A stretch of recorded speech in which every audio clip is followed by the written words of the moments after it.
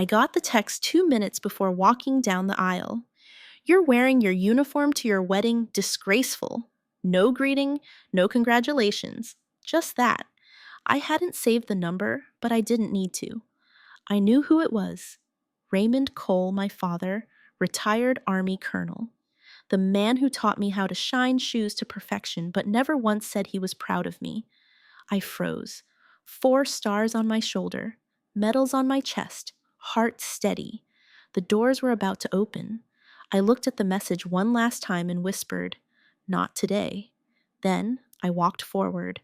The moment the doors swung open, I stepped forward, not as a bride, but as an admiral. My boots struck the polished floor in perfect rhythm. On either side of me, 2 men stood tall Chief Petty Officer Marcus Hill and Senior Chief Raul Torres, brothers-in-arms, who had pulled me through fire, both literal and otherwise. And then, from the pews it happened.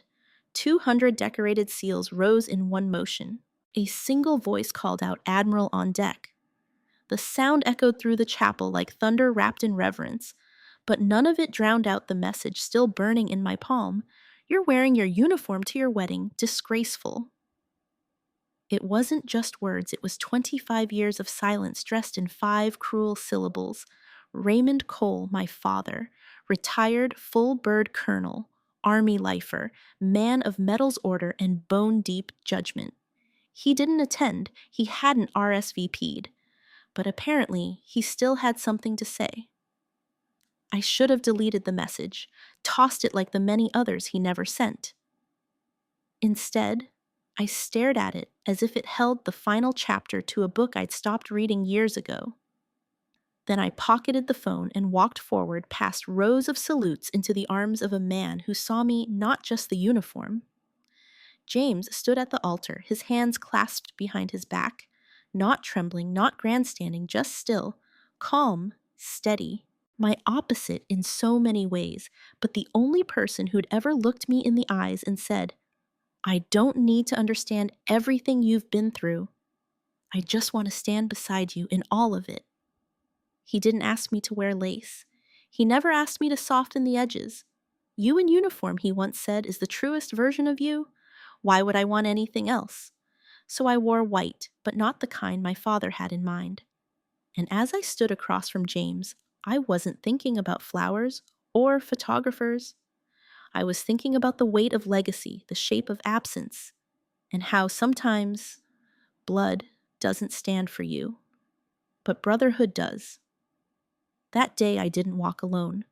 I walked with the ghosts I'd buried, the lives I'd saved, the battles I'd led, and the men who never flinched under my command. They didn't rise because of rank. They rose because I never made them feel small, and that was more secret than any blessing my father could have offered. Still, part of me wondered, did he even read the invitation? I used to think strength came from silence. That was what he taught me, my father, Raymond Cole. Our house was quiet in all the wrong ways. The kind of quiet where discipline filled every corner, where affection was rationed like field supplies, where "I love you" was never said, but "be on time" was gospel. He never raised his voice. He didn't need to. His stare could halt a hurricane. His presence had weight like a loaded weapon resting on the dinner table. Every Sunday at 1800 hours, sharp dinner. Every pair of shoes at a perfect 45-degree angle. Every bed made so tight you could bounce a quarter. And me, I followed the rules. I ironed his uniforms before I understood the rank sewn into them. I memorized military acronyms before I hit puberty. I watched him polish his bronze star like it was sacred. But I also watched how he looked at me with measured disappointment. I wasn't what he wanted. He had served 3 tours in Vietnam, rose from enlisted to officer, carried scars he never named and medals he never let me touch. He expected a legacy, just not in the shape of a daughter. At 10, he took me to the Army-Navy game, not to cheer but to make a point. We stood by the railing. I remember the air being sharp, the smell of turf and sweat. He leaned over, eyes on the cadets marching. "You'll never wear those colors," he said. "Leave the uniform to the men." I didn't cry. I just watched, listened, memorized.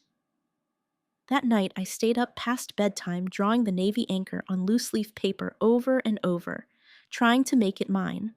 When I told him I was applying to Annapolis, he didn't yell. He just stared at me, then walked out of the room. 2 days later, a manila envelope appeared on my bed filled with applications to law school nursing programs, education degrees. Not a single one had a naval seal. When my acceptance came, I was 18, shaking with joy. I brought the letter to him like a peace offering. He looked at it for 30 seconds. So you're really going through with this nonsense? That was it. He didn't speak to me for 2 months after that, missed my graduation party, canceled our Saturday breakfasts. His silence was sharp enough to leave bruises. But my mother? She beamed. She called me her storm bird, said I wasn't made for quiet skies. She was the only reason I didn't leave that house the moment I turned legal. Even now, I can hear her voice. Storms aren't meant to stay grounded, baby. Let the wind carry you. Just don't forget who you are. Plebe summer nearly broke me. Annapolis wasn't just rigorous, it was relentless. They didn't care that I was a woman. They cared that I made it, and to do that, I had to be twice as sharp, twice as fast, twice as composed. I learned to square my corners, take a punch metaphorically and literally, and deliver one back without flinching. But every time I hit a wall, I heard his voice in my head, "You're not cut out for this." So I climbed harder. I graduated mid-pack in academics, but first in field discipline, first in performance reviews. I rose not because I was anyone's favorite, but because I never gave them a reason to drop me. And still, he never called. I sent him a photo when I got my first bar. No response. When I was promoted to lieutenant commander after a brutal op off the Somali coast, one where I dragged a bleeding sailor through a rain of gunfire, he didn't even send a line. The man whose shadow I lived in barely noticed the shape I was carving for myself. And yet, I still hoped. Even after everything, I sent a handwritten letter when I made Rear Admiral, not pleading, just honest. I know you don't agree with my path, I wrote, but I took your lessons, every one of them. I've led with honor, with discipline. I did it your way, just in a different uniform. I never heard back. But a year later, one of his old Army buddies cornered me at a DC event. Bourbon in hand, heavy with history. "Raymond says the Navy's getting soft if they're promoting women like you." I raised a brow. Then the man chuckled, lowered his voice, and added, "But he keeps your photo in his office. Won't admit it, though. I should have felt vindicated. Instead, I felt hollow. Love in silence still feels like absence." By then, my mother had been gone 5 years. Breast cancer. Quick and cruel. He didn't even tell me she was in hospice until the final week. When I walked into that sterile room, she was nearly gone. Her voice was a whisper, nothing like the warm cadence that once read Emily Dickinson to me at bedtime. But when she saw me, her hand reached out. "Keep flying," she whispered. "You're not done yet." She passed before sunrise. I went back to base the next day. No time for grief when command waits. Later that week, he sent me an email. 3 sentences. "The funeral was nice. I hope the Navy is treating you well. I still don't understand your decision." That was all. No, I miss her. No, I'm sorry. Just blank detachment, like emotion, was a foreign language he'd never learned to speak. So I stopped reaching. But not before building something of my own, a legacy forged in fire, not approval. James was never part of the plan. I didn't think I had space for softness, not after years of steel silence and salutes that never came from the one man I wanted them from. But James, he slipped in quietly. We met at a Department of Defense working group. I was overseeing a multi-branch cybersecurity task force. He was the civilian analyst who challenged my entire reporting system on the first day. I told him efficiency doesn't mean speed. Sometimes it means clarity. He didn't argue. He went home that night and redid his whole briefing my way. That's how I knew he wasn't intimidated by me. He was listening, really listening. He didn't care that I outranked half the room. He cared about how I commanded. Over time, we kept colliding. Briefings turned into lunches. Arguments became conversations. And one day, without planning it, I let him see me without the armor. He didn't flinch when I told him about the seal I pulled from a wreck in Kandahar, or the sailor who named his daughter after me. He didn't try to make those moments smaller. He just asked, how did it feel the first time someone called you Admiral, and I told him the truth, like I finally belonged, even if no one at home ever said so. When he proposed, it wasn't dramatic. No skywriting, no marching band. Just him, me, a quiet dock, and a simple ring. Let me serve beside you, he said, wherever that takes us. I didn't cry. I just said yes. Planning the wedding was delicate. James didn't want extravagance. Neither did I. What we wanted was a ceremony that honored what we'd built, not what tradition expected. So we chose the naval chapel. He wore a deep navy suit. I wore full dress whites, no bridesmaids, no orchestra, just us. And the team, my team. The SEALs I'd trained bled with buried friends beside. They showed up without being asked, said it was non-negotiable. We couldn't let you walk alone, Hill told me. You walked us through hell. Let us walk you to something better. The night before the wedding, I stayed alone in the guest quarters on base. At midnight, I ironed my uniform, careful with every crease. As I passed the brass over my shoulder boards, my eyes welled. 4 stars. I'd worn them in battle, in grief, and command, but tomorrow I'd wear them for love. Just before the ceremony, I sent one last card to my father. Not out of hope, just completeness. 1,300 hours. Naval Chapel. I'll be in uniform. You're welcome to attend. No RSVP came, but something else did. 10 minutes before the doors opened, my phone buzzed. You're wearing your uniform to your wedding? Disgraceful. 5 words, no punctuation, just judgment. And I realized that was the clearest goodbye he ever gave me. The chapel was silent still, like the seconds before a storm.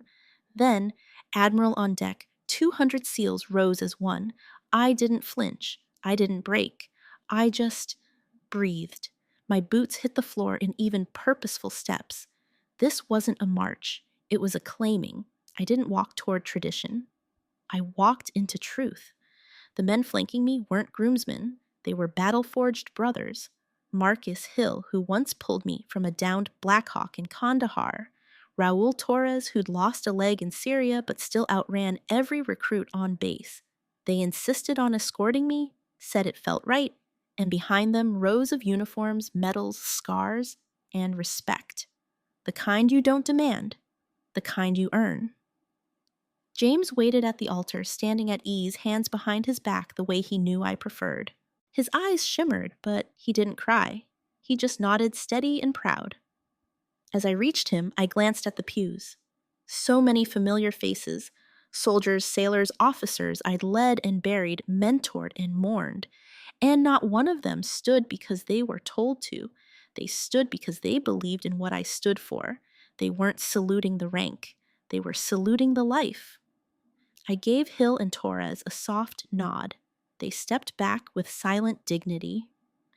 The chaplain waited. He had served beside me once overseas. I trusted him with my story and with this moment. Our vows weren't flowery.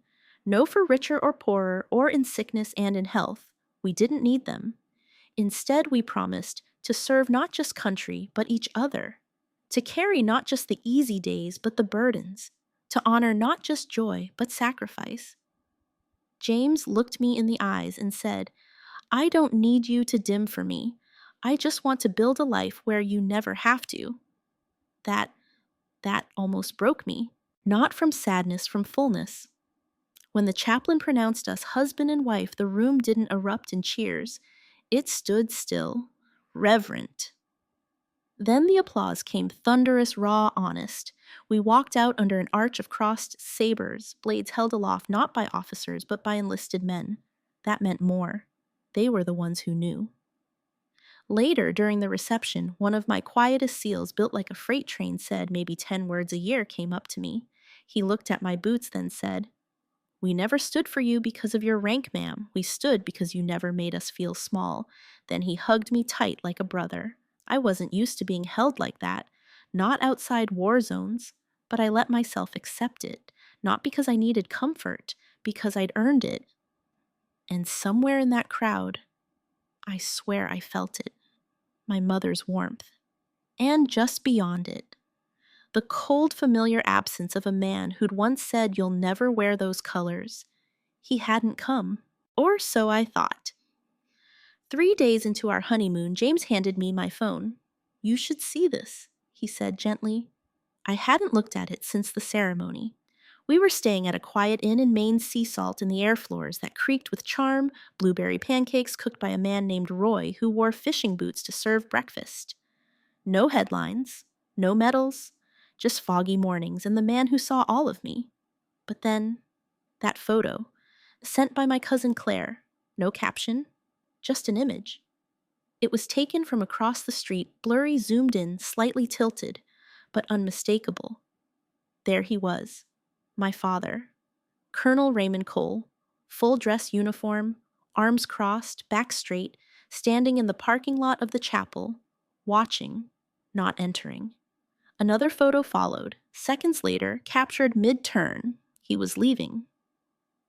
I stared at the screen so long the light dimmed, then I tapped it awake and stared again. James said nothing at first. Then soft and steady he came, but he still couldn't stand. That hit harder than any insult, because it meant he chose absence. Again.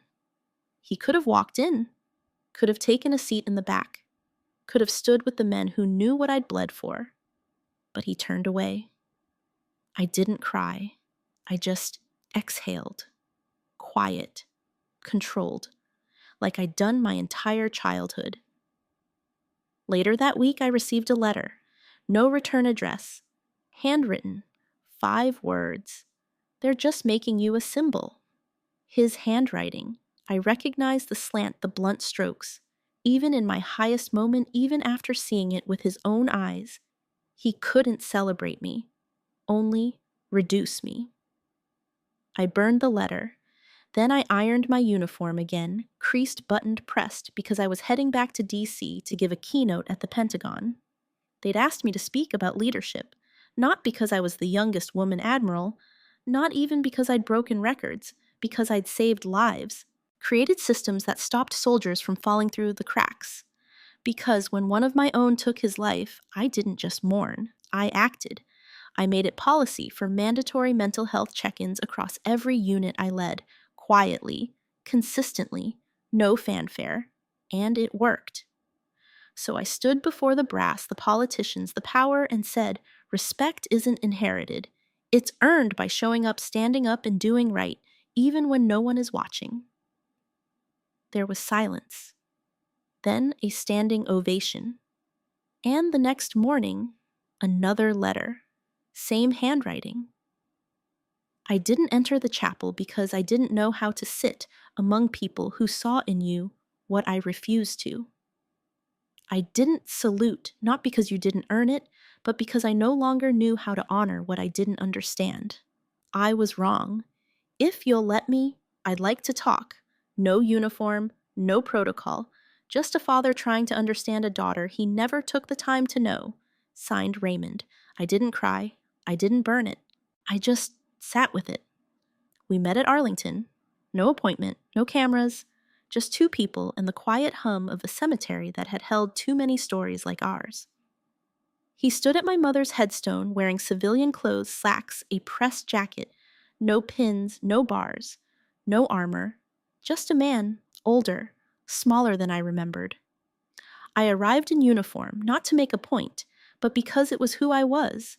He didn't hug me, didn't try, just looked me in the eye for the first time in years and said, "You look like your mother when you stand like that."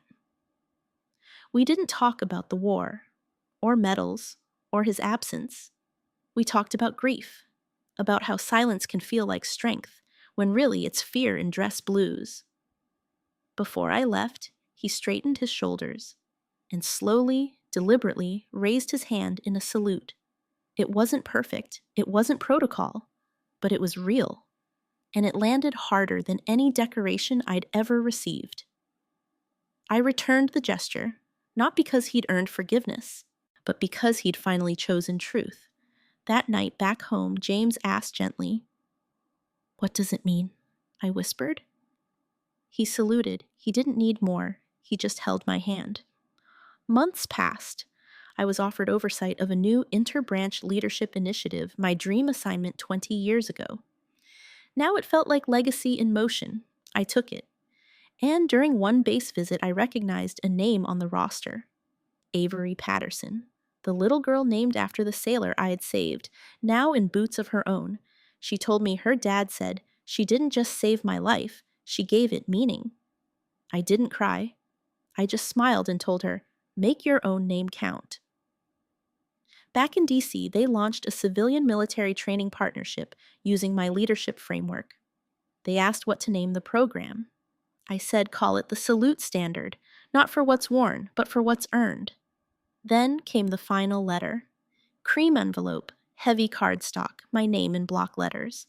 Inside, I watched your speech. You didn't build your career to prove anyone wrong, not even me. You built it to save lives. I finally see that. I hope I haven't missed my chance to stand beside you, even in a small way. A photo was tucked inside, from my wedding, taken from the very back of the chapel. 200 SEALs standing in salute, and one man watching, not saluting, not yet. Weeks later, I invited him to attend my next keynote. He came,